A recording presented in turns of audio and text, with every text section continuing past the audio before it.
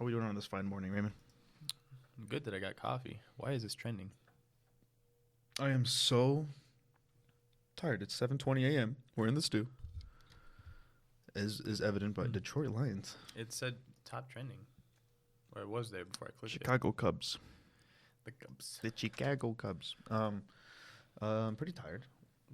What's in Chicago?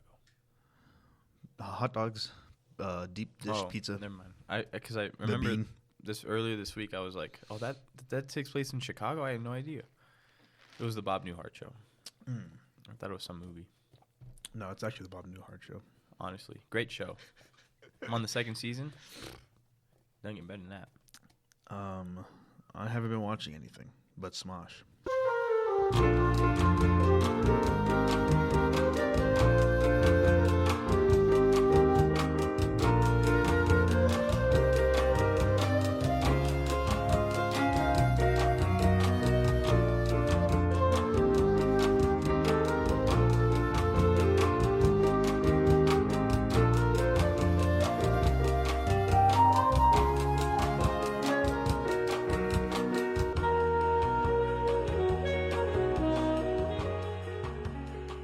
Watch the Mario movie. That's true. Banger movie. Ba-ba-bum, ba-ba-bum. Dude, I told Jacob this, but when... Wait, do we do spoilers? Spoiler warning for the Super Mario Brothers movie. For the one person who's watched this, listened to this, for the and one has person watched the movie with us. But when they do, like... When they, like, do, like, the epic, like, orchestra version of the songs while they're fighting. It was crazy. It's cinema. Cinema, literally. And then when they do, like, the actual, like, they flip it from, like, the 3D and they move the camera to, like, the 2D, like, they're running along. Yeah, that was cool. Sick. That was cool, too. No, the movie, listen, you got to admit it. It was hella fan service, but... Who cares? It's a Super Mario Brothers movie. What else did you expect? So good. You're not going to go in there expecting Goodfellas. You go in there expecting the Mario Brothers movie. Dude, but can you imagine if, like, the writers for Spider-Man, cartoon Spider-Man, wrote this movie? Yeah, crazy. How much more money it would legitimately, I don't know if they wrote it, but Phil Lord and Chris Miller did Into the Spider-Verse. Yeah. And I don't know about you. Is this Han Solo? No, they were going to write and direct it, and then that whole thing, and so Lawrence Kasdan had to come in and try to save it, and it was solid. So they didn't direct it, but I believe they wrote it. Story by Phil Lord. Yeah, so Phil Lord and Chris Miller are... What else did you do? Lego? Yeah. Oh, I got to watch that again. IMO, some of the finest writers of our time. They're really funny. Especially the animated stuff. Yeah, for sure. Those are the only two I know, actually. I think I saw them at the credits of 21 Jump Street. When we watched it, but I think they were like producers. I don't know if what are their names? Phil Lord and Chris Miller. Money. But anyways, they're freaking fantastic. If they did the Mario movies, that would have been actually legitimately awesome. You say that's what they look like? I thought. Oh, that's right. They did Mitchell vs. the Machines. Oh. Also a banger. Oh, so these are the four things. Oh my God, they produced Cocaine Bear. Well, they got to fall off at one point. Well, what? No, that's Elizabeth Banks. What do you mean? Cocaine Bear Sweep. What are you talking about? Oh, the executive produced Star Wars, or at least Phil Lord did. Star Wars? Which Star Wars? Oh yeah, Solo. Oh yeah, they switched. Because they invested. Stuff. Unfortunately, I believe they're only producing Across the Spider-Verse. What? And apparently, the writers are the people who wrote the Netflix show Voltron, and I've heard a lot of people being like, "That was not a good show." So I'm a little bit worried. But listen, at the end of everything. The first movie still exists. That's all I'm going to say. That's also true. And we could just say, we could say that, we could tell our children years later. There were two others. We can just say, like, to our children, like, yeah, there was this amazing movie called Spider-Man Into the Spider-Verse. Or what was the first one? Into the Spider-Verse. Into the Spider-Verse. And it just sucks they never made a sequel. And they just never popped off again. Just like, they made the original Spider-Man trilogy. Then they jumped to the Tom Holland ones. I mean, I don't know. There was nothing in between that. There was only two Spider-Man. Dad, who's this other Spider-Man? Who's this little lanky guy? In No Way I've Home. Never seen that man before in my life. I don't know. I guess he's a famous guy. Rule of threes, they needed a third guy. They needed someone. All right. Well, everybody, that's right. It's the motherfucking Critters Corner. It's the Mario. It's the motherfucking Critters Corner, bro. Yeah. Sorry. Can you imagine? I can imagine like, you know, like those people who are going to the gym, Mm-hmm. like walking over. I can imagine some of those people are like while they're like working out. Listening to our podcast. I just meant like in their headphones and they're like, jamming out. Yeah. It's like the Mario movie soundtrack. Actually, legitimately, for sure, that movie, that soundtrack gets hype at some point. Like hella remixes and everything. It was great. Anyway, go on. Got me bumping in my. I gone. Oh, Goodness. All right. So, everybody, we've gotten rave reviews over this new segment, or no, sorry, this new format for our show. Which, in case you missed it, I don't know why you're watching this show out of order, but basically, instead of each bringing a critter, each bringing a critter every week, we're gonna go ahead and do one at a time. Yeah, and this week's mine. So. This week's Raymond's. Last week I did Winnie the Pooh. No.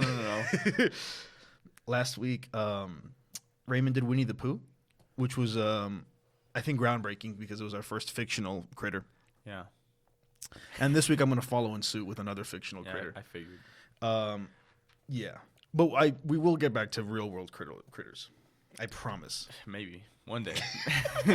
Eventually. I'm just telling you, next week's most likely. I'm 80% sure next week's is gonna be a fictional critter. Yeah, for sure. That's because you're. Anyways, so because it's my critter this week, I figured I should be the one to start off with a Bible verse. So thank goodness, I did not bring a book. I brought a book. Oh, actually, I did. This is an excerpt from the Player's Handbook, Dungeons and Dragons. Let's just go ahead and go to a random page. There are just sort of like a lot of rules. Yeah, I mean, I have a book. About like how to live life. What? You liar. And casting spells. All right. You know. Flying creatures enjoy many benefits of mobility, but they must also deal with the danger of falling. That's beautiful. Say it again. Shit. I heard fallen angels dying. Flying creatures benefit from a bunch of mobility, but they also run the risk of falling. Something like that. That's actually poetic. I'm gonna think about it. When you soar, you also run the risk of. Don't you dare pull your book out. All right. I'm gonna read your book out. Something with actual Don't wisdom. pull your book out. Hold on. Land of the man. Put that shit away. Bro, you're just jealous. It's my episode. Okay. Put that shit away. I'm gonna pour my tea on your book. If you do, so help me, I actually might kick your ass. Yeah, I'll let you have it. I think there's a deep wisdom if you can look for it. There's a wisdom in the one I said. So that's what most Zack Snyder fans say. You're very Snyder-esque right now. I'm Snyder-esque? Yeah. Okay, fair enough. Listen, I may not make banger movies, but they love me somehow. You saying? I don't know how he has a job still. Is it just like that polarizing thing? Like, oh, it's Zack Snyder. I think. What is he gonna make? I think it's the name. It's the name that books him. It's so stupid. He books. I legitimately think that's it. I doubt like people who hire him, like they make like that. What is it called? Rebel Moon, the like Star Wars thing he's doing, rip off kind of thing. I guarantee you, Netflix does not care if that movie succeeds or not. They just know people are gonna watch it because it's Zack Snyder. Yeah. Guaranteed. That has to be what it is. Shame. It is a shame. This week I'm talking about a critter. Now I have to admit, as God is my witness, it's not the most hand researched. on the Bible, hand on my Player's Handbook. It's not the most researched critter because I had a pretty rough week.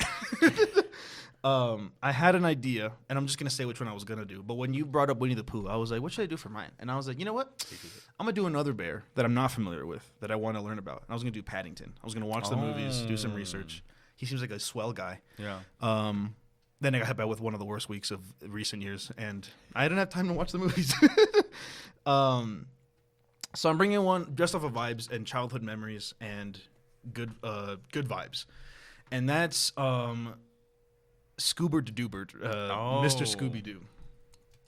Mr. Scooby-Dooby-Doo. Now, everybody knows Scooby-Doo. That logo, by the way, the OG, like, this orange outlined purple one that's all wavy. Art. Get that on a shirt. Actually, no, I'm good. Anyways. Oh,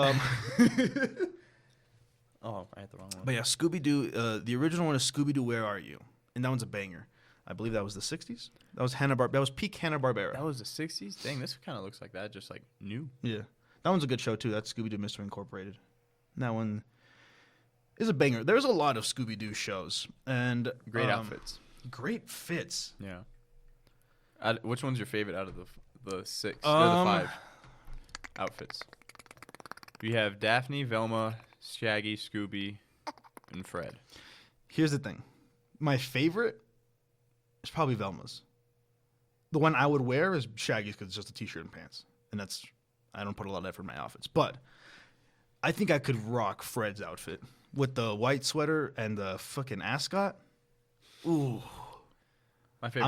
I'm pulling up to the function. Daphne is really nice too. She's got the good fit. She's got that comically large like bow thing. It's crazy. Anyways, there you go. Perfect. So there's a lot of Scooby-Doo shows. The main ones off the top of my head, there's the original Scooby-Doo, Where Are You? There's that one that we were talking about, the Scooby-Doo Mystery Incorporated. That was like, I think, early 2010s. So that was the one that I watched a lot. Dang, really? I think there was, okay, I'm going to look at some. There's the Scooby-Doo Show. It's just straight up called that. Scooby-Doo and Scrappy-Doo. Really? Remember Scrappy-Doo, yeah. Yeah, I remember that. Child. And then there's, so from 1979 to 1980, Scooby-Doo and Scrappy-Doo. And then from 1980 to 1982, Scooby-Doo and Scrappy-Doo. And then from 1983 to 1984, the new Scooby and Scrappy-Doo show. So I'm sensing a trend. For 5 years, the people of America were burdened by Scrappy-Doo.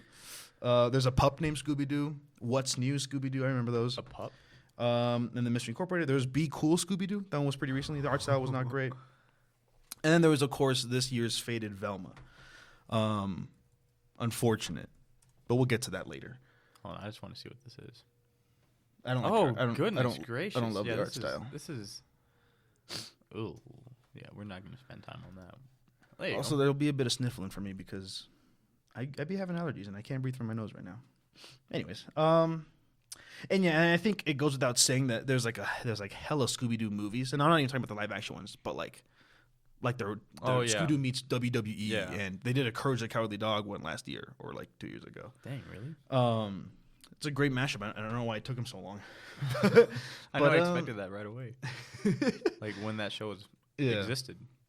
But yeah, so I'll get into a little bit of the history. So it's Warner Brothers. I don't think it was original. I don't think it was always Warner. Like Hanna-Barbera. I don't think it was always WB, but it is now. So Hanna-Barbera, you know them from the Flintstones, the Jetsons. I gotta watch the Yogi Jetsons. Bear, Captain Caveman. Who? Who's Captain Caveman? You remember Scoob? The movie Scoob. He's Tracy Morgan's that stupid character. Guy, yeah. What? Wait, hold on. Captain Caveman. Captain Morgan. Yeah. Yeah, Captain Caveman. Though is this Hong Kong Phooey is Hanna-Barbera. Yeah. Oh yeah, I love this There's guy. Magilla Gorilla. Is Tomcat? Top Cat. Yep. I love that guy. Huckleberry Finn. Dude, it made me want to be a street cat. Huck Finn. Is that his name? Huck Finn? Huckleberry Finn? No, Huckleberry Finn. Because I know that's the tail? the book, but I don't know. Did they name the dog straight up Huckleberry? Look up Huckleberry. How'd you spell that? Huckle Berry.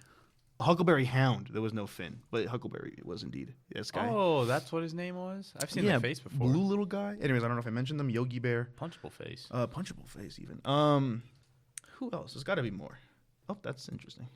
Top Cat. Oh, my bad. Oh, this guy. Yeah, I'm thinking Tomcat. Tomcat was not. Was Tom and Jerry Hanna-Barbera? No. Was it? I don't know. Banger show. Banger though. I love these fellas. The Top Cat. Oh, the Top that's Cat. tight. Oh, the 3D one's odd. But I love this dude. I wish I could I wish there was a trash can that could fit me like this. The vibes are immaculate for sure. Anyways, so let me go hit you with some backstory, some history of the character. Ooh, In 1968, that is a nice photo. In 1968, Saturday morning, the home for cartoon shows was in trouble. For several years, the network had done well in the ratings with such as shows as Space Ghost, Superman, and the Herculoids, which I've never fucking heard of the Herculoids. But the trouble was parents were getting tired of violence associated with their superhero type shows. And then they did the Archie show, and they had like musical stuff. And then this dude named Fred Silverman Jefferson. Fred Silverman decided that success could be duplicated with teenagers who solved mysteries like the old radio series Love a Mystery and like Archie's gang were part-time musicians. So we saw this old radio series Love a Mystery and the Archie, and he was like, what if we did a mystery gang of teenagers who also have a band on the side? So it's like, what if I could have this one or that one when I know that I could have both? Yeah. That's a circular story. That's how it works. Circular story. Well, did I open with for that? us? No, it was before the podcast. Are you serious? Yeah. Oh man. That's why I was like, it's kind of circular. For us, it is. Oh man. Let's restart. So okay. Hey everybody, welcome back to the writers. Joe Ruby and Ken Spears from Hanna-Barbera came up with the idea of a group of teenagers traveling the country solving supernatural mysteries. They're teenagers? Yeah, they're supposed to be teens. What? Fred straight up looks like a 30-year-old man. Hold on. Wait, I need a photo. They're in like high school. They go to Coolsville High. In the OG show? Mm-hmm. Are you serious? They go to high school? There's an episode where they go to high school. I don't know, but I'm pretty sure that was always the implication. Oh, there we go. Yeah, Fred doesn't. He looks he's like a late 20s guy. He's early 30s. I would have guessed young adults for all of them. Yeah. Wow. Anyways, and then Hannah. Sorry, what am I saying? Joe Ruby and Ken Spears opened their own studio because, yeah. Anyways, they pitched Joe Barbera and William Hanna, the motherfuckers. They pitched the show as The Mysteries 5. Or there's no just Mysteries 5. It featured 5 teens. Jeff, spelled Geoff. Mike. Oh, Goff. Geoff, Mike, Kelly, Linda, and Linda's brother, WW. Linda's brother's name was WW. Is it in the article? Is it the letter W? Like initials, yeah, like W.W. Wayne. And their dog, Too Much. The dog's name was Too Much. That dog's too much. Man, that dog's too much. The dog's name was Too Much. What? Is that supposed to be funny or something? I think for the 60s it was. And they were on a band called The Mysteries 5. The dog played the bongos in the band. The article made sure that I would know that. And then when they weren't performing their gigs, they were out solving spooky mysteries involving actual ghosts, zombies, and other supernatural critters even. The challenge was not to make the dog, quote, too much, like the sheepdog Hot Dog on the Archie show. See, the article did a pun. They didn't want the dog to seem too much like another dog, but the dog's name was Too Much. So hence the quotations. At first, it was discussed to make it a large, cowardly dog, and then perhaps a small, feisty dog that was too courageous for its small size. Like a chihuahua, perhaps. With input from Barbera, it was determined to make the dog a Great Dane. So as everybody knows, Scooby-Doo is a Great Dane. Oh, shoot. Possibly one of the more famous ones. I'm just kidding. I think Marmaduke is a Great Dane. But I think he's way more famous. Scooby-Doo is. Scoobert Doobert. Ruby and Spears were initially... those are the writers. Oops. They were scared that it was going to be too similar to Marmaduke because he's a famous comic character. Oh, shoot. He was already out by then? Yeah. Dang. He's like a comic dude like Garfield, like the comic strips. He's been out for quite a while. He's been here for a minute. And then character artist Iwao Takamoto consulted a studio colleague who happened to be a breeder of Great Danes for like character design. And after learning the characteristics of a prize-winning Great Dane from her, Takamoto proceeded to break most of the rules and designed the dog with overly bowed legs, a double chin, a sloped back, and among other abnormalities, and that made the dog funnier and also less likely to be confused with Marmaduke. So they made him goofy looking. Wait, what did Marmaduke look like? I swear to God, if it shows up with the one that came out last year, I'm gonna. Oh, so help me. Oh no, we got the Owen Wilson. Yeah, one. we got the good one. Oh shit. God damn it. Well, that's just a regular ass Great Dane. Marmaduke comic. Yeah. Yeah, I need this. He still looks kind of goofy. Actually, no, that's straight up a realistic ass dog in some of these frames. I don't like that. It's okay, mister. It's a cell phone for dogs. Oh, is that what it said? Yeah. Comedy was different Where? back in the 60s. Right there, the caption. This one? It's okay, mister. It's a cell phone for dogs. There's a picture for the that guy. For all the listeners. There's a dog, the titular Marmaduke, and there's a small blonde girl holding a phone to him, and the dog is going. That's just a dog. That's just straight up a dog. Scooby-Doo is a funny guy. Anyways, they presented it, and it was full of haunted houses, monsters, and eerie locales, as it says. And they plan to use the show, or Silverman planned to use the show as the centerpiece for the new fall Saturday morning schedule. So, you know, I want to mention, I don't think it needs to be, but Saturday morning cartoons were all the rage back then. Nowadays, you hop on Cartoon Network and it's 24/7. But back in the day, not that we were alive, but back in the day, Saturday morning cartoons were it. You know, I had a bit of a Saturday morning cartoon were thing in. myself. Every Saturday, I would wake up 6 in the morning before any of my family. I'd run down to my living room and I'd slap in a DVD copy of The Lion King before anyone woke up. That's cool. So much so that the disc was beyond repair and scratched to all hell. I I did- did that so much. I did something similar. Well, not like that, where I just like popped in a movie all the time. But I was a big cartoon show guy. Yeah. So over the summers, I knew I was gonna gain like at least 15 pounds.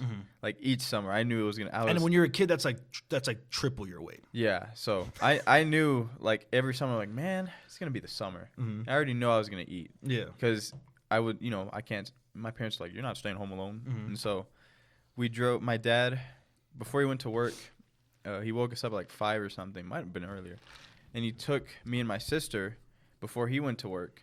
He dropped us off at his mom's house, my nana, and we stayed there Mondays and Tuesdays, and then the other 3 days of the week we would stay at my nana Amelia's, the one that house you've been to. So those two I remember distinctly. Maybe not Nana Amelia's. I definitely watched a bunch of iCarly, SpongeBob, all that stuff like over there. Nick. Nickelodeon. But I watched a lot of the Hanna-Barbera, the Cartoon Network. Boomerang was where it was at. The Boomerang channel. I watched the Flintstones, Yogi Bear, Scooby-Doo, Tom and Jerry, Jetsons, Tomcat. I never watched the Jetsons. I want to. Meet George But I watched all Jetson. those on Mondays and Tuesdays, and I was like, peak. And then I also ate my chip sandwiches, where I just stacked a bunch of chips. Sandwiches. I want the world to know that he said sandwiches with a G. My man put a G in the word sandwich. Yeah, I 'cause- finally got your ass on camera saying it. What? Every time I'm like, why do you say it like that? And you're like, I say it normal. And you never point it out, but I got your ass. Well, I this put a time. G in there because I am a G.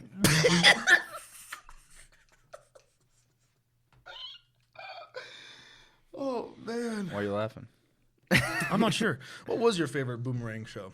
Oh, it was. Oh, and then Hong Kong Fury as well. Hong Kong Fury was good. I don't know. It was probably I don't think it's Hanna-Barbera, but I loved me some Tom and Jerry and Looney Tunes. those are. Oh yeah, I forgot the Looney Tunes. Was Looney Tunes on Boomerang, or am I crazy? They had to have been. I don't know. For me, it wasn't like one of those that I watched on the in the Boomerang channel when it was 6 in the morning. I don't know what was my favorite. Meet George Jetson. Yeah, it is. Crap. No, there's some show. Oh my gosh, the Pink Panther. That was probably my favorite show. Right, Pink I Panther and forgot. Friends. Pink That was Panther my and favorite. Friends. With the aardvark and shit? Hell yeah. That we thought was an anteater the entire Yeah. time. My sister thought it was too, and I told her, and her mind was blown as well. How does he talk? Or I know how he talks, but what's the line that he says? Hong Kong Fooey. I'm gonna get that fucking ant. I'm gonna get that ant. I'm gonna get that ant and I'm gonna fucking eat him. I'm gonna eat him real good. I'm gonna eat that ant. Slip him down. I remember watching Boomerang a lot as a kid. And I remember I think it goes without saying that a lot of the reason that I'm good at drawing is because I pretty much just watch straight cartoons. But I used to straight up like I probably couldn't do this to this day, even though I'm like significantly better at drawing than I was when I was 10. But I remember I have a very specific memory of just sitting down. My house. That's the only house I've lived in my whole life. Well, technically, I moved in when I was 2, but I don't remember that shit. I sat down on my big couch with that huge table that's there, and I sat down on the floor so that the paper was like right here to me, and I was drawing. I was watching the Flintstones, and I just drew Barney, and it was perfect. I didn't trace him, just like looking up, and it wasn't even like a still image. Like the show was going on, like he was moving, and I was like, oh yeah, and it was a perfect Barney. I don't know how I did that. I can't replicate it to this day. Yeah, I've never been able to do Barney again. But like, I thought you meant the dinosaur, and I forgot the character's name was. Fred Flintstone. Rick Moranis. Rick Moranis. Oh, in the live action one? Yeah. Oh, that that was a good movie. Not the Leaving Las Vegas one or whatever that one's called. Viva Rock Vegas, yeah, was it? Yeah. That one, I haven't seen it. Is John Goodman in that one too? No. I'm pretty sure. I feel like that's the first one, and the second one they got banger cast. I doubt it. I feel like it's the other way around. I guess. I feel like they got a banger. I feel like it was a Garfield situation, You're except probably right. Bill Murray was stuck. Viva God Rock damn it. But I think I have the Flintstones movie, this one, on fucking VHS. 94. Okay. What was the other one? Viva Rock Vegas. Oh, you're 2000. Right. Dang. That's crazy. Wait, but who's in this one? John Goodman. Johnny Goodman, Elizabeth Taylor, Rosie O'Donnell, Rick Moranis. Rick Moranis. Halle Berry? Who the hell is she? I gotta watch this movie again. Hold on. Halle Berry? Who is Halle Berry? Or I mean, like, who does she play? Oh my goodness Yeah, gracious! I'm watching this movie again. Oh, I forgot. Yeah, I remember. That's why I love this movie. Got my rocks off to the Flintstones when I was a kid. Dude, Getting your rocks off? The Flintstones? Right here, dude. Give me that's a fact. Didn't right Jacob there. like do the run bowling? Isn't that where it's from? Yeah, the little twinkle toes. I don't know if that's where he was referencing, but they definitely do that. That's in the that one show. I remember. Or that's what I thought he was. They definitely do that in that show. You're right. Okay, and my Google Chrome is updating, so do a little bit more Hanna-Barbera talk before I get back to the history. Nope, and we're good. We're good. Hold on. So tasting the rainbow. Yummy. Stop it. Like the way I stare at the money. Anyway, so they wanted to put it at the centerpiece of their new Saturday morning schedule, right? And then when it was presented to the network, CBS president Frank Stanton said, "We can't put that on the air. That's just too frightening." Love that. It's like an actual Great Dane inside of Scooby. I don't like it. Anyways, Frank Stanton said, "We can't put that on the air. That's just too frightening." So Silverman was now without a centerpiece for the new season. Oh, no. So he told an interviewer, "I had always thought the Kids in a Haunted House would be a big hit. As a kid, I would go and look at Abbott and Costello Meet Frankenstein and movies like that. I was convinced this was going to be the biggest hit that we'd ever had, even though nobody knew what the hell it was." And honestly, he kind of popped off. So anyways, what happened to my voice? They reworked the show to make it more comedic and less frightening, and then they obviously changed. It says, in a matter of 2 hours, we had revised the concept and it worked great. They dropped the rock band element, obviously. Yeah. Jeff, Geoff, and Mike were merged into one character called Ronnie, who was later renamed Fred. Kelly was renamed to Daphne. Linda was now called Velma, and Shaggy, formerly WW, was no longer her brother. Also, Silverman, not being very fond of the name Mysteries 5, had rechristened the show to Who's Scared. There's like two S's, like S-S-scared. So like a stutter, like who's scared? Anyways, Silverman was a fan of his show called The Many Loves of Dobie Gillis. It was basically loosely based off of that. For the dog's name, Silverman was as well as wait, hold on. Okay, so for the dog's name, Silverman as well as Ruby and Spears, the writers, for years claimed that the ad-lib doobie doobie doo Silverman heard at the end of Frank Sinatra's interpretation of Burt Camford's song "Strangers in the Night." On the way out to one of their meetings was the source for Scooby's name. That's crazy. That's where it came from? Well, that's what Silverman claims, who was the dude who did it. But someone else says Evanier. I don't know who that is. I don't know where that name came from. Oh, he was the one who wrote Scooby-Doo stuff. He asserts that, quote, "It was actually another hit record, Denise, a doo-wop classic by Randy and the Rainbows that still turns up incessantly on oldie stations. Randy and his Rainbows sang Scooby-Doo over and over, whereas old Blue Eyes kept putting that doobie in there. Is old Blue Eyes Frank? I don't know. I guess so. Because he does do that in Strangers in the Night. Like, the song's ending, and he kind of, like people like ad-lib at the end. Yeah. Or like do runs. I can imagine doobie doobie doo to that like rhythm though. What? Like Strangers in the Night, like doobie doobie doo. Yeah, he's like, I don't remember. Because he's like, how does the song end? Because it's, I don't fucking tell. the song ends and the orchestra's playing and he's like doobie doo. He says that and it's great. He says it angelically. It's angelic, like the voice of an angel, much like Scooby Doo does. That's hilarious. So the network obviously bought the show after that, and then it was revised to make the dog funnier and to make him the star of the show, and so it was now more of a comedy than a frightening mystery. Oh, thank goodness. They wanted to capitalize on that dog, so they named the show Scooby-Doo, Where Are You? And it debuted in the fall of 1969, and it became an instant hit. The combination of humor and mystery proved equally enjoyable to a young audience as it did an older demographic. I'd say.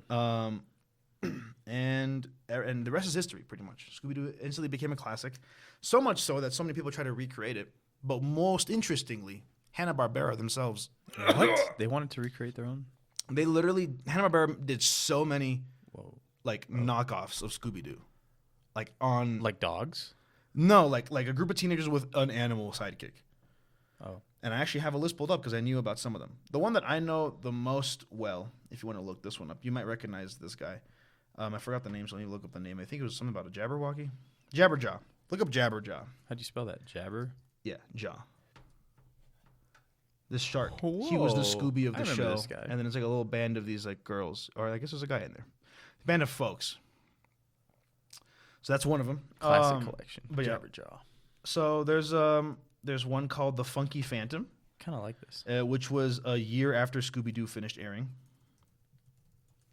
But yeah, Hanna-Barbera's done a bunch of Scooby-Doo clones. But same idea. This looks just like a ripoff. I know, that's crazy. That's why it's really funny that it's Hanna-Barbera themselves. Yeah. There's only 3 of them, too. You can't have just 3. That's a good dog, though. I'm not going to lie. I don't think he's star-worthy. But No, he's definitely not star-worthy. This dog's like... This dog is not star-worthy. This dog's like the dog in... Actually, no, I like that Tom and Jerry dog. Look up Speed Buggy. That's the next one. Speed Buggy? One of the characters is literally just Shaggy without the little goatee. If I can get a close-up. What? Hey. Maybe They crossed yeah. over. Yeah, so one of the characters is literally straight up Shaggy. So the character is a car instead of an animal? The main character? Yeah, I guess so. Or the show's featured thing? Look up Inch High Private Eye. Wait, hold on. Is Speed Buggy... Is that the name of the car? I don't fucking know. I just found out about this show. Let's see. Inch High Firefly? Influenced by the Speed Racer anime and the Love Bug, Huh. Speed Buggy revolves around 3 teen car racers and their titular anthropomorphic dune buggy. Oh. Though instead of solving mysteries, they compete in racing competitions and foil different villains along the way. So it's Wacky Races meets Scooby-Doo. So the name Speed Buggy? It said titular. Titular, yeah. It's got to be him. I Look mean, at him. Yeah. That's a terrible name, though. I'd rather have Herbie. What was the other one? Ooh, true. Inch High Private Eye. I don't need a GIF. Look at this guy. He's an inch high. I'm already watching this show. So while the characters of Inch High Private Eye aren't teenagers, the show is about a mystery-solving agency like Scooby-Doo, who has a pet dog in addition to the titular miniature detective. The main difference is that they're professionals instead of amateurs. So it's this really tiny guy, an inch-high man, if you will, an inch-high private eye, if you will. And he's a detective. That's so cool. This is so cool. We're looking at a 3D print model of the Of Inch character. High. Wait, so it's the same thing, but the main character Detectives is an Inch High Private Eye? Yeah, it's a group of people who solve mysteries with a dog, except they're professionals instead of amateurs. Is the dog... Can the dog talk? Can the dog talk? Is an excellent question. It doesn't sound like it. Okay. It does not look like it. So that's cool. I'd get rid of the guy, and I'd just have her, him, and the dog. I'd get rid of the other character. The tiny little guy, and the dog. And the dog, yeah. Gotcha. I'd have that. I think the reason the show flopped is because the other guy's in there. I don't need Really? him. I think would've gone with this just is the a love interest already For the Inch High man. for the Inch High man. Now, how would that work? Dude, it's a cartoon. You know what? The mind will believe the most crazy things. Dude, just seeing this poster, I'm already watching this show. But They need a live action remake. but then I see this Private Eye. twerp, and I'm just like, well, he's competing. Okay, well, You should I'm not make- gonna watch this show with the other guy. In You there. should make a live action Inch High Private Eye. I'm not gonna make a live action. I'd rather do like a comic strip or a cartoon. That's fair. That's a But good I'd point. take the non-Inch High Private Eye guy out of there because this guy is a twerp. This He's I a hate him twerp. already. I and don't like his drip. He has no drip. He has no drip. Obviously, That might be Private Eye does. 60s drip, but that is not today drip. Yeah, she has drip. Yeah, I don't like. See, look at this. This is stupid. I much prefer. Yeah, there you go. See, this is perfect. Besides the other guy. Oh. Yeah, I don't like that. Anyways, next one. This is a banger idea though. I'm keeping this. Okay, Put that in the vault. Put that in the back pocket. Yeah. Butch Cassidy and the Sundance Kids. That's a movie, And Sundance Kids? not the kids Kid, part. it's They a just singular ripped kid, off right? the movie. Hold on.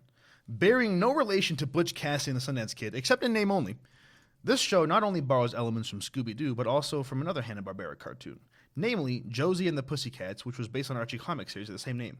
So not only is this based off of another Hanna-Barbera show, it's based off of another Hanna-Barbera show that's based off of Archie comics. Wait, And people say that they reuse things today. They've been doing this shit since the 60s. That's a good dog, though. I like that dog. so there's a movie called Butch Cassidy and the Sundance Kid, I'm aware. and the movie's loosely based off the real Butch Cassidy and the Sundance Kid, Yeah, I'm aware. and so they just took the names. So, but here's the thing. So, real people, Butch Cassidy and Sundance Kid. Yeah, Became a Outlaws. movie. Yeah, became an Put awesome it to the movie. side. Take that idea, put it to the side. Scooby-Doo. Put it to the side. Archie Comics becomes Hanna-Barbera cartoon Josie and the Pussycats. You grab all three of those, Butch Cassidy and the Sundance Kid. But this has no relation to cowboys. It's just the names. No, they're just crime fighters. which is ironic because the Butch Cassidy were criminals. Yeah. They fled. But premise-wise, it's about a teen pop group America. who are also secret crime fighters with a dog named Elvis. And they even use different gadgets, such as a communicator ring. All I'm saying is that I like that. Oh, never mind. I don't like that dog. I was gonna say, yeah, I don't like the dog. I liked when he was sitting down, but now he's sitting up. I don't like him. Yeah, he's solid there. He's not star worthy for me. He's not star right worthy. there. None of them are. And then- They're all basic. Yeah, they're all stupid. Especially this guy. I want to punch that. Yeah, he's a punchable face. He has a punchable face. The girls though, you can hit me up. But Goober and the Ghost Chasers. Goober. Goober and the Ghost Chasers. Goober and the Ghost Chasers. That's a green ass dog. I don't like this. I don't like that guy. He looks like a frog. Oh, apparently Captain Caveman is on here as a list of one of the ripoffs. Makes sense. I guess I'm assuming he is the Scooby Doo. Looks terrible. Okay. Whoa. Okay, I'm not scrolling down because these are not all interesting. This one is awesome though. The new Shmoo. That's a cool car. Please look up the new Shmoo. How do you spell Shmoo? SHMOO. Look at that thing. Wait, hold on. I can't. That's see. awesome. For the love of God, everybody at home, please look up the I like new that Shmoo. car. It's a good car. What? What is it though? As a derivative of Scooby-Doo. I wonder what he sounds like. As derivative of a Scooby-Doo as the new Shmoo is, given that it's about teens and their shape-shifting creature called Shmoo solving mysteries, there is an interesting backstory. For instance, the Shmoo appeared in a satirical cartoon called Little Lavender. I don't care about that. The 1948 sequence. 1948. The 1948 sequence in particular revolved around an entire race of Shmoos who are exploited and then wiped out. In addition, the Shmoo has appeared in later pop culture and used a scientific term. It's just not gonna explain further than that. It's just like, yeah, they genocided all the Shmoos. You know what's funny about this? The Shmoo genocide. What's up? It's just Rick Moranis in cartoon. That is Rick Moranis. That's really funny. And this was before. I'm assuming That's a pretty decent group of kids. I don't like this guy. There's always one. Everyone guy else I is don't star worthy though. like. Okay, You can't name one Scooby-Doo character who's like, that's not a star. that's not a star worthy. You know what? You got me there. You Everyone's straight up got me a there. star. But out of this cast, this guy can go. The twerp looking guy. Billy Joe. Billy Joel looking ass. No, his name's Billy Joe. Oh, interesting. Yeah, I don't like him. Everyone else though is pretty sure. There's like the two car or- is also There's sick. like 2 or 3 more, but they're all just kids in a car with a dog. This is a sick car though. I'm not It's a gonna sick lie. car. The new Shmoo's got a sick car. We should just combine all the good elements of those knockoffs. Yeah. Put them together. So the Tiny Detective. Tiny Detective. With Okay, that so blonde here's what we're gonna do. We're gonna make our own Saturday morning cartoon. Okay. I had a thought on that and I forgot it already. Okay, so automatically we have an inch-high private eye. With the blonde girl, she has to be there. The blonde girl. That sells. We need the giant shark. We need the giant shark. We need the giant shark. We need this car as well. We need that car. We don't need the rubber condom guy though. I really would like to have the Shmoo in there. I just meant the rubber condom part. Oh, okay. I don't know we why can he's have got the a Shmoo. condom on. Yeah. Okay. I think that's all the best ideas. What were the other shows? That doesn't matter. Hold on. I gotta look Butch that up. Oh, now then we gotta name the show after a movie that has nothing We're to do not. with it. No, God no. We have to name the show after a movie that has nothing to do with it. There's no good elements from this show. I know, but then we have to name it based off of something that doesn't relate to it at all. So we base it off. We'll call it Uncut Gems. we base it off something that happened in real life that they made into a movie loosely based off that. Yeah. And then we rip it off from that. We just take the name. Leave nothing So else. what's Lincoln? What's another real life thing? The Battle of Iwo Jima. Okay, yeah. Sully? I'm trying to think of any biopic. That could be a. Wait, who's the main character of this show? Because we have a private eye, we have the Shmoo. We need Those are the two. And then we have the shark. What was the shark's name? Hubba? Jabberjaw. Jabberjaw. Hubba? What'd you say? I was gonna say Hubba Bubba. Like the fucking gum? Oh, is that what it is? Yeah. Yeah, maybe that's what I was thinking of. We need to invent a new character named Hubba Bubba. Nothing from this show. What? No. Actually, no, you're right. Nothing from that show. Which one's this? The Funky Phantom. It's a fine dog. Where's the dog? Oh, yeah, we're not taking that. Okay. And then, okay, yeah, we're back to the beginning. All right. So our Saturday morning cartoon will be a blonde girl, an inch-high detective. Inch-high private eye. Inch-high private eye. That's so we can't good, call him though. that. We can't I call him like that. that, though. Inch-high private eye. We can't. We have to come up with something like that, though. Okay. What's another word for private eye? Like detective? PI. Oh, man, that just means... It just means private eye. A detective. Ooh, PI little guy. Little guy PI. Say the first one. PI little guy. Little guy PI. I don't like that. we'll workshop it. We'll workshop it. Okay. So we have him. We have the blonde girl. What's the blonde girl's name? What was her name in the show? Couldn't tell you. Inch. Eye, private eye. What was the gift for that? I don't know. Or is I there a just girl? feel like Inch Eye. Is that her? Lori. Yeah, we're not doing that. We're not doing that. That's a '60s name. I have to buy Which it. I also want to. I want to mention that Velma, Daphne, Fred, except for Fred, Shaggy. Those are all buck wild names, Yeah. but they work so well, and I Yeah. can't explain it. And I think Daphne's- it's just yeah. because they become a classic, but something about it, man. Something about it. Something When about it that hits, shit. it hits. When it hits, it hits. That's real. What he just said. It's like Raphael, Leonardo DiCaprio. Donatello. Oh, we got to get a turtle that's named after a Renaissance man. So now we have Galileo. a shark. We have an inch high detective. He can be a villain in the show. Who would you say? The turtle? Yeah, turtle named Galileo. Ooh, that's good. Wait, was he another painter? No, he was a science man. No, what the? Why's he got to be a turtle? Well, we got to make it loose. We don't want it to be. Well, Can you name another Renaissance painter? No. I thought so. My point stands. Also, they weren't all painters. Two of them were sculptors. Still, Michelangelo. they're artists. What was Galileo? Science is an art in and of itself. It's the art of God. Galileo. Wait, well, I don't think you should make him a turtle then. Okay, what's turtle adjacent? A lizard? I was gonna say a frog. When I think of a turtle, the cousin of that for me is frog. That's actually a fantastic point. Counterpoint. Lizard is a turtle without a shell. Yeah, Tail. but most people, when they think of turtle, Tail, snapping, legs. they think turtle adjacent's frog. Most people don't think lizard. You know what? It's kind of like Lizards also aren't as It's cool. kind of like cool. how there's a turtle in the middle, and adjacent to it is a frog, but also adjacent to a turtle is a lizard. But the lizard and the frog are not adjacent to each other, Yeah. but they're both adjacent to a turtle. Yeah. Best of both worlds is the turtle. Best of both worlds is the turtle. I think you can do cooler, wackier, awesome cartoon drawings of a frog than a lizard. You know what? Counterpoint though, Gex, Who? the video game character Gex. I stand by what I just said. I honestly don't know who you're talking about. That's just a random video game character. I've never played one of his games. Just know of him. Okay. But frogs? So, but do Frog and we? Toad. Okay, now here's my concern that I think the studios are going to ask us. Counterpoint? Frog and toad? I stand by what I just That's said. true. Actually, Frog and Toad is a great example. Case okay, closed. You got me. Yep. All right, now here's my thing. That's the villain. All right. Okay, frog villain. Okay, cool. I was gonna say, is he on the team or not? Because Absolutely not. Okay, because I was gonna say, I think what the studios are gonna ask us that we need to be ready for is there's too many animals on this team. Here's the thing. They're gonna ask who's the star. We gotta get that out of the way. There's one animal. They're gonna. Or there's two. If is the shmoo an animal? The shmoo's out. The shmoo's out? The shmoo's out. Okay. We're getting rid of the shmoo. So we got the shark. Shmoo's out. We got Jabberjaw, Inch High Private Eye. What do we name the shark? His name's not Jabberjaw? No, I'm just kidding. It is, but it can't be on ours. Finland. Bruce. I'm just kidding. What if? Okay, Jason again. Dolphin. Sentient, large, funny dolphin. Like SpongeBob. Like SpongeBob. Like Bubbles. Yeah. We'll get the same voice What's actor, bubble too. adjacent? Bubble adjacent. Soap. That's all I got. That's all I got, man. That's all I got. Man. Listen, man. It's I'm here for a good 8 time, o'clock a in the long morning. Yeah, just What's adjacent to Bubbles? well, we can just look up bubble synonyms.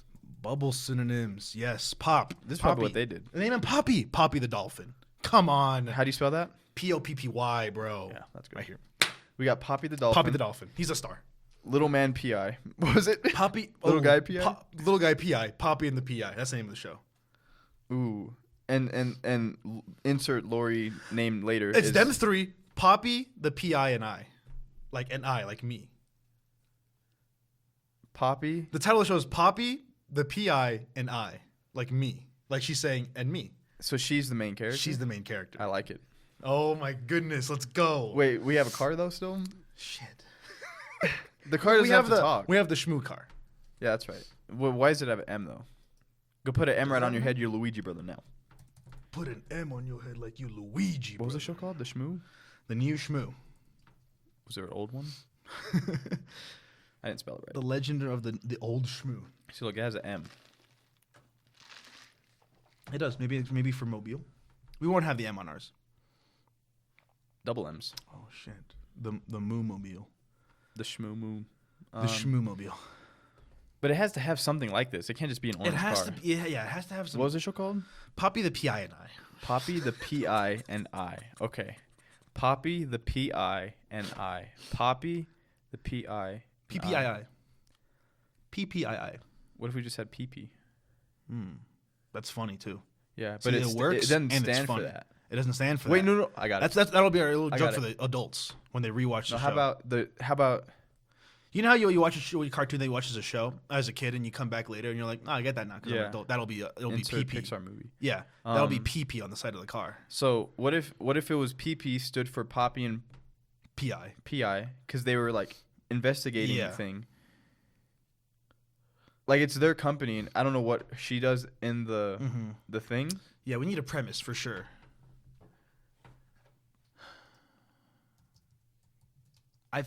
As a studio, I'm gonna go ahead and get in the mindset of a studio exec here. I'm gonna look at '60s girls' names. Okay, I'm gonna get in the mind of a studio exec here, right? You're pitching to me this show, where we are, but for the sake of this conversation, keep Mary in the back pocket. Okay, I got it. All right, so definitely not Karen. I understand that you're getting a lot of inspiration, and I respect that. If it ain't broke, don't fix it. But can we get an element of Hong Kong Fooey in there? What element? I'm thinking that the Kung Fu. What if Galileo was a Kung Fu frog? Sure. There we go. I was like, what? Oh, instead of a Ninja Turtle, it's a Kung Fu frog. That's best of both worlds. Yeah. You get the best. Oh my god. Of Okay. both worlds. So I think our two options right now. Girl-wise. Her name. Yeah. Either Mary or Kimberly. Oh. Mary for Mary Marvel. Kimberly because the Pink Power Ranger. And I love that name. Kimberly's a really good name. Is it Kimberly? I think it's Kimberly. All right, we got Kimberly. So Kimberly is the main character of Poppy, P.I. and I. And we have Poppy, the dolphin. Yeah. The P.I., the little guy. The little guy P.I. Yeah, and then we have Kimberly, the main character. But what is she in their? Because I'm assuming they're an investigating like service. I think she's the daughter.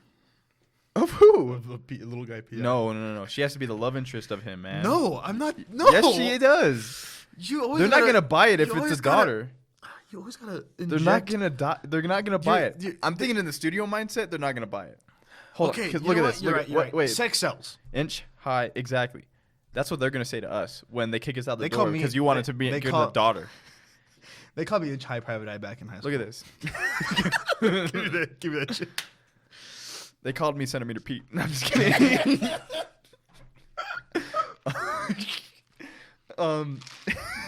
When I see this poster, He has a rival, Centimeter Simmons. That's a fact right there. a competing investigating brand thing. Yep. When I see this poster, now granted, for the folks at home they're like, Oh yeah, what the hell so is this? it's an old phone laying on a table. Imagine like those phones that kind of shape like a little U almost, like it kind of curves around your head sort of thing. C-shape. A C-shaped, yeah. It's on the table. It's like a pinkish purple, and the Inch High Private Eye is leaning against the phone, like a suave man. And then what looks like Giant, but it's just a deception of the eye, is Lori in the background. Yeah, the characters in the show. Her name's Lori. Yeah, and she's blonde. She's blonde, blue eyes. Classic high school crush type girl. Yeah. So that's when I see that poster. She can't be in high school though, because that is an adult man. I know. I'm just saying that's the vibe I get from her. But when I see that poster, for the folks at home who are listening to this, I immediately think that's a perfect show. You have him, and you have the girl as a love interest. Mm-hmm. I don't think if that was the daughter, I'm turned off. I'm not watching this show. I'm literally turning off the TV. Literally changing the channel. Or changing it to Scooby-Doo or something. Yeah. The competitor. Now, and you don't want that as a studio. You don't want that. But here's the thing. They can't actually be a thing. It needs to be implied. Like a Fred and Daphne. That and... I don't think in the original show Fred and Daphne were the thing, but it was always there. It was always there. I know in Scooby-Doo Mystery Incorporated, it's there straight up. In the James Gunn films, it's there straight up. They ruined it. If it ain't broke, don't fix it. If it ain't broke, don't fix it. And they done broke it. There's something else like that I saw recently where it's like implied. Oh, it was what was it? Oh my gosh! It was like I was like, are they a thing? Is they a thing? But it was like it seems like they want me to believe that they're a thing, but it's not. What is it, like in a show, or what are you talking I about? think it was a movie. It might have been the one I watched because Jacob told me about it. Like The Keira Knightley one? yeah, but I don't Whatever it was I called. don't think it was that. I don't know how to help you, man. It might have been that one. Let's just say it was that one. You just had a whole conversation with yourself. I want you to know that. But yeah, so we have Kimberly, the star of Poppy, P.I., and I. The P.I. and her is like a will they, won't they? Are they attracted to each other? It seems like they are. Fuck me. I think it was a cartoon. It was Mario movie. Really? What was it? Mario and Peach? Because Yeah. and the cartoons or in the games, classics, they're like this. Cross the fingers. They're Okay. like that. Because I don't know if it was just because it was Chris Pratt and Anya Taylor-Joy, Yeah. but it just seemed like The chemistry. they wanted them wanted each to other like carnally. it seems like the movie people like making it like wanted.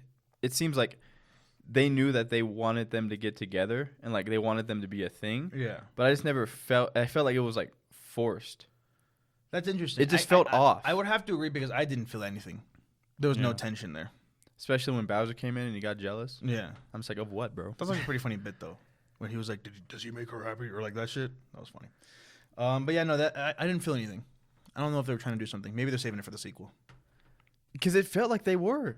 Because the Bowser thing, obviously, like him Obviously. implying that she's in love with him. Yeah. But then like little things like them sitting on like the bricks watching the Yeah. sunset after the thing. Yeah. Yeah. I'm just like, this feels like a moment where their chemistry's building. Yeah. But it just didn't feel But like it didn't feel ever. like it. Yeah.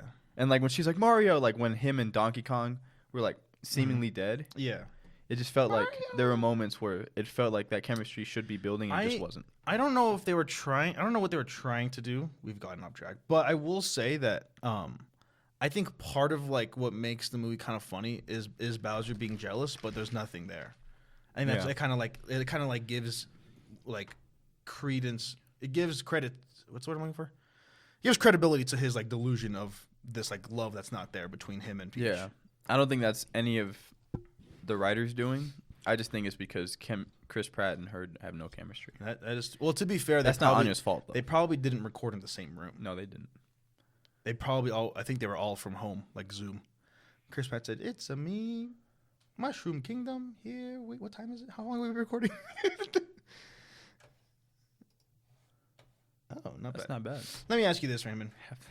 What role has Scooby Doo played in your life? I don't know. I remember the movies, like the first, like the James Gunn ones, the two. Mm-hmm. I do want to mention those. Oh. Those are good. We'll get back Yeah. to those in a second. Though. I remember I had similar to the TMNT. I had like a DVD, case. Yeah. Like it was like a TMNT, like season 1 and 2 or whatever. Mm-hmm. Or whatever seasons. But like there were episodes on like the DVD and I would just pop them in and watch them with my sister. Same thing with Scooby-Doo. I would watch those episodes like the OG show. Oh, I see what you're when saying. I was a kid. So they're probably still in my house somewhere, tossed around in that room. Mhm.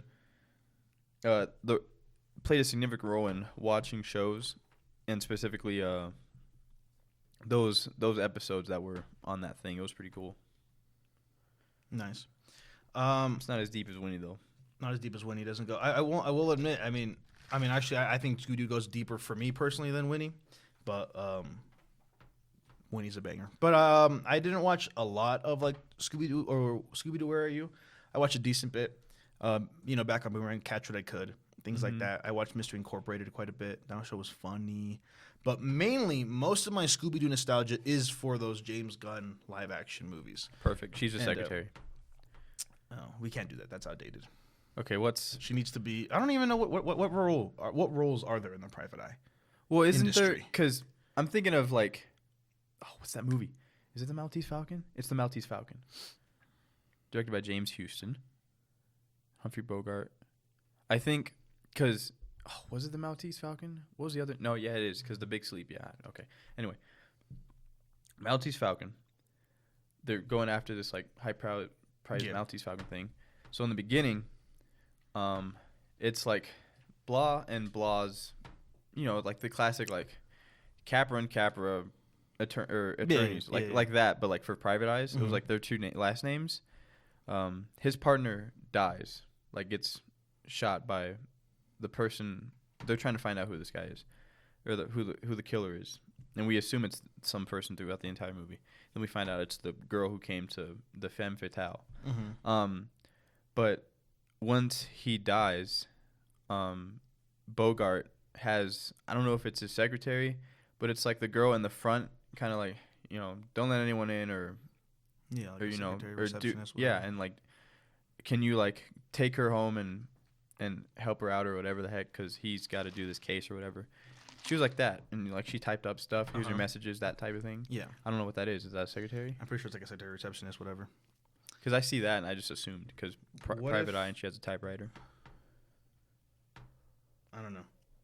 We'll workshop it though. The studios are gonna want to know. We're gonna get that ready for when we presented the studios. But yeah, no, I love this. I love the James Gunn Scooby Doo movies. I think they're really funny. Watched them recently, a couple months ago. They're still great.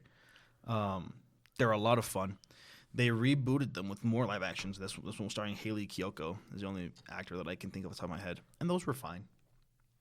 They weren't classics like the Gunn ones, but they were fine. And then they made a movie called Daphne and Velma, and that one was just bad, straight up. Mm-hmm. It's just Daphne and Velma. It has, I think his name is Irwin from Sweet Life of Zack and Cody. I think he's a villain. I watched it with Jacob many years ago back in high school. Not a fun time. Well, it was a fun time because it was a shitty movie, but the movie itself was not a fun time. But yeah, it's been through many iterations. Obviously, there was Scoob, the movie back in 2020, which they were gonna make a Hanna-Barbera cinematic universe, and I wonder if they just gave up on that because of the poor performance. I mean, it was terrible. It was not great. I didn't hate it, but it wasn't good. I don't like it one bit. But also I don't think the fact that it came out in 2020 helped. You know what I mean? Not. But yeah, I think it just goes to show like the fact that it's gone through so many iterations and survived, and maybe the newer ones aren't fantastic. Oh yeah, Velma. I said I was gonna get back to that. Velma. Here's the thing. Let me get into this. Scooby-Doo is a kids show, right? There's stuff that you can enjoy as an adult, but it's a kids show at heart, right? Mm-hmm. Let's be honest. These things they're made. The reason studios exist and like the execs is to make it marketable and to make it successful because they know what kids want, or so they claim to. You know, I already have an episode idea. This is perfect. that's awesome. Can Yeah. I? So it's marketed towards kids. It can be enjoyable as adults. I find it to be enjoyable, but it's for kids, right? Velma though, try to make it like this rated R, like mature thing, and inherently, I don't have a problem with that. They're teenagers. There are plenty of teenage comedies that are hilarious and like raunchy, like Superbad. I was gonna say, but it wasn't Superbad. It was super bad though. Ooh. Give me. So it just wasn't good. Like it wasn't funny, and they were trying to be raunchy and they had all these jokes. None of them landed. They were all bad. It wasn't funny. Yeah. Now James Gunn's though, it's not super rated R or anything, but it's definitely a little more inappropriate, a little more scandalous, and I think it works for it. And they're damn good movies. What did Fred say? Shit. He's somebody like, yo, what's going on, dog? And dog, reaping it real. That's not at all what I meant. Oh, what are you talking about? The biatch one? Oh shit. And I was like, what? I was like, maybe later. Yeah. Oh no, and the biatch was like, what? And I was like, psh, maybe. Oh no, fuck. And the biatch was like, what? And I was like, psh, later on.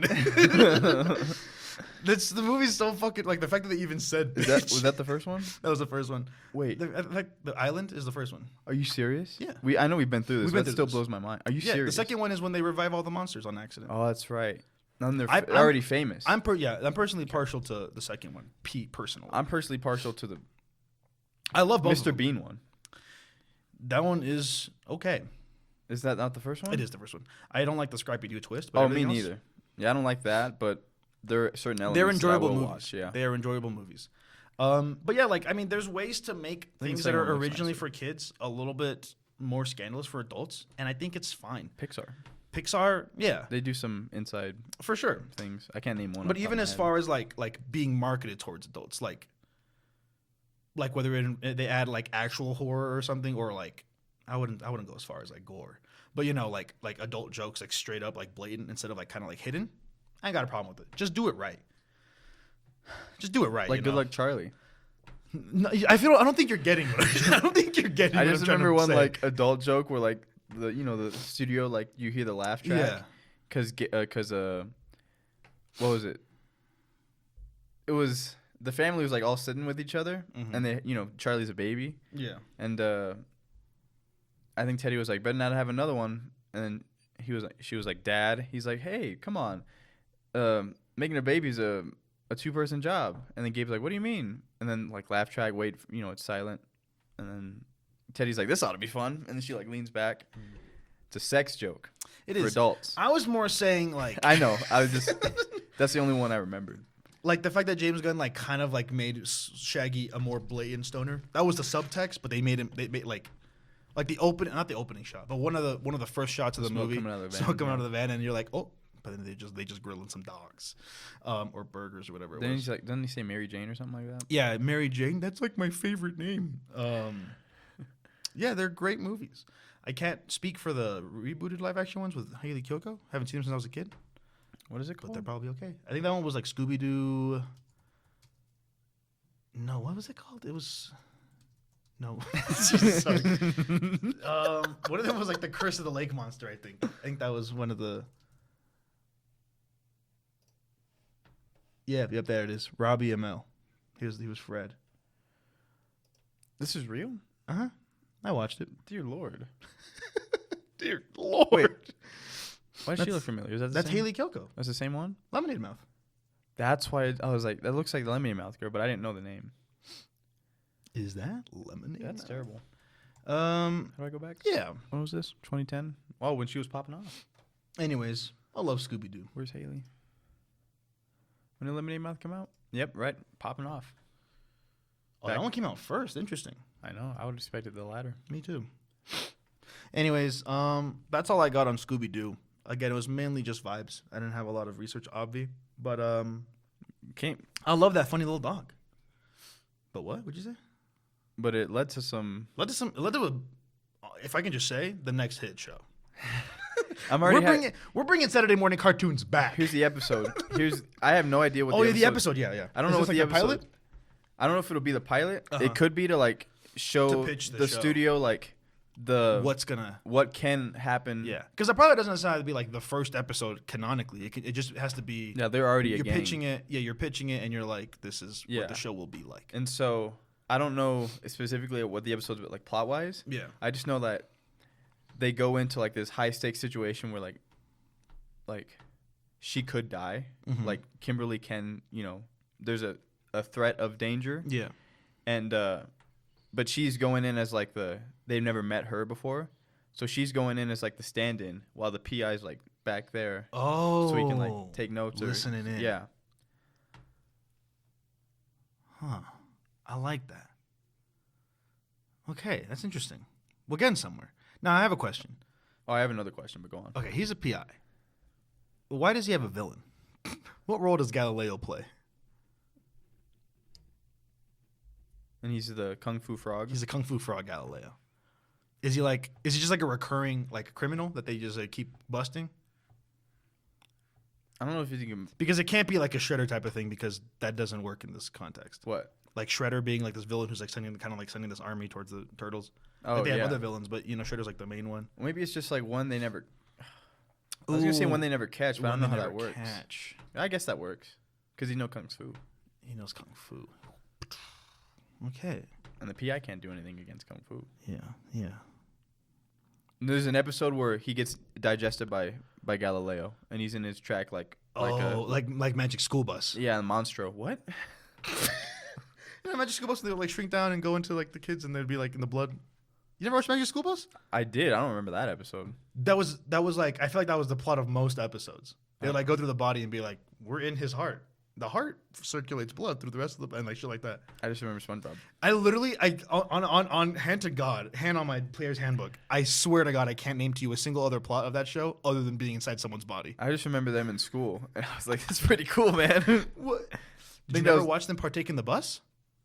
I mean, maybe. I just remember the bus was flying. I'm like, "That's sick, bro." Oh, actually, no, I lied. They went to space at one point. and Arnold dies. Arnold takes off his helmet and he freezes, and then they just like thaw him out. But he canonically dies. That's crazy. What was I gonna say? Yeah, but he could be one they never catch. Okay. Now, are we keeping Kimberly blonde or is she brunette?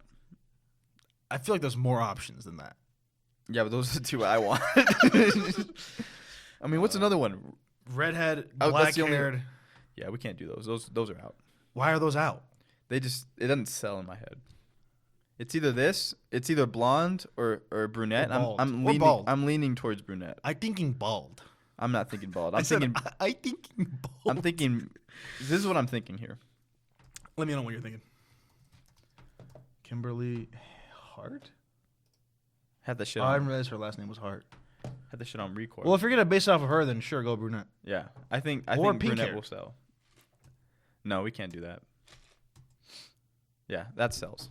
What if in the pilot episode, what if the PI organization is just little guy PI and Poppy? What? Hear me out. Okay. And then their first case, or like the first case that we see at least, is this girl and she has some other job and she needs help. And then we do the thing. She's like, okay, then PI, little guy PI is like, we can help you out, but we need your help. And then they do the sneak into thing. And then in the episode, she's like, that was fucking awesome. Can I help you guys out for real? So she's not a part of the company, but she embarks on all the investigations and she's just like part of the team. Wait, so she's not a part of the company? At the start. And then at the end she is? Yeah. What is her role in the company now then? She just partakes in the investigations. Whenever they go on investigations, she's there. Maybe she's the chauffeur because the other two can't drive. Smart. Who's gonna drive the car? That's true. Oh yeah, we do have the car. Who's gonna drive the car? So they don't have the Kimberly car in the beginning. They don't have the car in the beginning. The car is like a not first episode. The car is what gets stolen, and they need to find the car. Her car gets stolen and becomes the company. And that's car. her. Yeah, and then they paint the PP. And then they paint the PP on it. Let's go, bro. We got a hit show right here. We got a hit show right here. Poppy, PI, and I. Coming to you this fall, Saturday mornings, dude. Oh my god, dude. Like straight up with your drawing skills, if you drew like just like a poster for it, Poppy PI, and I can come up with an episode after school is done, obviously. Yeah, just a spec script. Yeah. At the very least, we could storyboard maybe animatic it, not animate it, but animatic. This is good. This is huge. This is actually with crazy. Galileo the Kung Fu Frog. Galileo Kung Fu Frog is the first villain. Obviously, he steals the car. GFF.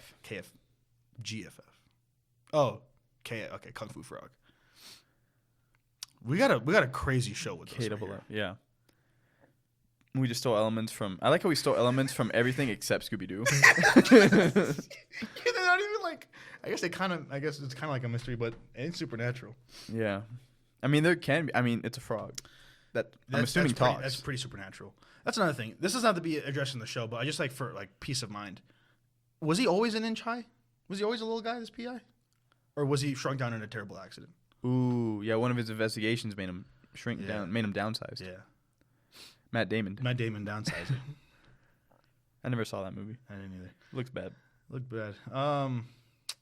I think he gets struck down at some point, and he has that trauma. Yeah, but that'll be something to build on. Or his parents died, and he couldn't do anything because he was so small. No, that's how. This is like a Batman. It's a Batman-ass origin. That's funny. Wait, what's the PI's real name, or do we just never find out? Never find out. Okay, it's a secret. That'll be like part of like the ongoing thing with them. She's like, "Why don't you tell me your real name?" She'll be all like flirty about it, and he's like, "I can't." And then maybe the last episode of the series, like maybe. Yeah, we just got canceled. We need to write one more episode. Yeah. So the last episode is like finally like the will they won't they like Rachel Ross type thing. Yeah. Where they're like sitting like Mario and Peach on like a brick thing. Yeah. And they're talking. Staring at the sunset. Staring at the sunset. Because it symbolizes the sunset of the show. Yeah. Perfect. And then she, they're sitting. It's like quiet after like, some laughing or whatever. And then he says his name like blah, blah, blah. She's like, what? He's like, that's my name. Blah, blah, blah. And then she puts like her hand out. And then he jumps on top of it. Yeah. And then the show ends like on that, like they're on like the right third of the frame. And we see the sunset there. They're in silhouette. And then if we slowly fade to black. I would Poppy somewhere. I would prefer it if the audience didn't know the name. but she did. Like, what if he like beep, beep, beep, like hops on her shoulder? He goes, Okay. And she's like, what? And she's like, what? And he's like, that's my name. And then she has that little smile, and then credits. Perfect. Yeah. Credits as they stay. And we still have the silhouette. We'll still have him where there's like a little, so you know that he's on her shoulder. Yeah. And then we end. Yeah. I don't know where Poppy or the car Poppy's is. there. Yeah, they're not. He's not the star of the show. Yeah. Poppy's just like leaning back in the front seat of the car. Yeah, he's waiting downstairs Yeah. because he knows what's about to go down. Yeah. This is great. Yeah, that'll be the final. That'll be finale. That'll be the final shot. So we have a destination. We have a compass. Emotionally, and then this speaking. show will start off with the sunrise. We'll bookend that. Yeah, circular story is how it works. That's how it works. And we'll start at the top of that same building. Yeah, that works. I don't know. I think it should be the end of the first episode then, so that they're already there. She's there because it wouldn't make sense if he was alone on that, or maybe it wouldn't make sense. I was thinking like she was at the top of the building, distressed or something. Okay, and then he sunrise, first episode. Well, I was thinking like the first episode's like sunrise. She's on the top of this building. Opening shot of the episode. Yeah, and like, because we're starting off with her. It's her show. Fair point. For some reason, I was imagining us with them finding her. And okay, you're right. You're right. She's the star of the show. Yeah, you can't lose. Patty Chapsky said, "Oh, what the hell? You could basically flub all the rules that he talked about, but the one you can't flub is that drama's concerned with one character." Okay, so sunrise, she's distressed and alone. Because like we started like I don't know what leads her to like ask for Poppy and his help. But I'm assuming the beginning is that. Like that is that thing at the top of that rooftop. Yeah. And it's sort of like the outer boundaries of, okay, this show is going to get this wacky. Mm-hmm. Like maybe the frog's already introduced or something. Frogs, yeah. Okay. And so we kick it off immediately like, oh, we've started. We're not like waiting. Yeah. Okay. I like that. That makes sense. And we end it on that makes same sense thing. To me. It's a good show so far. Yeah. What a fucking episode. And and that's how he gets around. Oh, he's on the steering wheel. He's always on her wheel. Yeah. Riding the wheel. And Poppy's just in the back seat. And then he accidentally touches her hand and she's like, oh, Jesus. Oh, dear God. Okay. This is a great show. This PI is making me act up. This PI, we got a good thing going for us here. Yeah. And with that, pretty good place to end the episode. Where this show ends, another begins. Ooh. You know what I'm saying? Yeah. Give me that.